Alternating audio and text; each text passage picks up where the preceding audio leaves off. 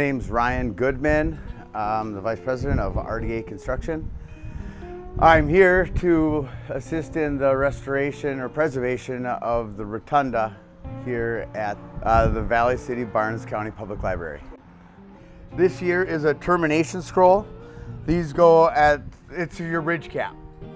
When this building was originally built, it had cedar shakes on there. And to protect the ridge, they have galvanized metal, as you can see here, bent and folded in, and that's what your ridge cap is. These here are your termination scrolls. So this, at every end, you'll have these scrolls here, and it's just additional protection for the roof. And also, it adds a lot of beauty to it. When I start a project, we look at the building, and what the main goal is to retain the original vision of the building. You don't want to change it. Whatever you do, you don't want to change anything that can't be undone. You want to keep everything as authentic as original.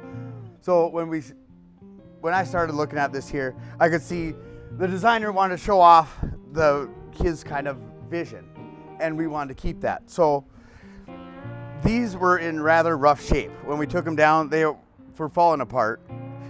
And we take the time to put it all back together the best we can. I got it riveted. There's a lot of rivets in here now. A lot of rivets in here now to just maintain the original architect's intentions is really what I want to do, is maintain what they originally did. I don't want to change it. I want to preserve it. There was some of the stamped tin, it's a crown molding, that I was not able to preserve. It was just rusted. It was gone. There is this company in Nevada, Missouri that makes this tin the exact same way as they did when they first, 130 years ago. They make a mold in the sand, and then they duplicate it. So that is what we really have left to wait for, is that tin to get in. So this is what we would have sent in. And this is kind of unique too. Not all of them have this interlocking lap here. You see that? More often than not, it just laps. But these ones were different because they were interlocking, which made it much harder to put them back up. You see, everything is labeled. So when we take something down, it has to go up in the exact same spot. Otherwise, it just doesn't fit. The buildings, like I said, it was plaster and lath. So the wall depth isn't really uniform. So when we come back and put it back in, we have to account for it, fur it out a little bit, because it's not exactly half inch. That's what we're putting on the wall there, it's half inch.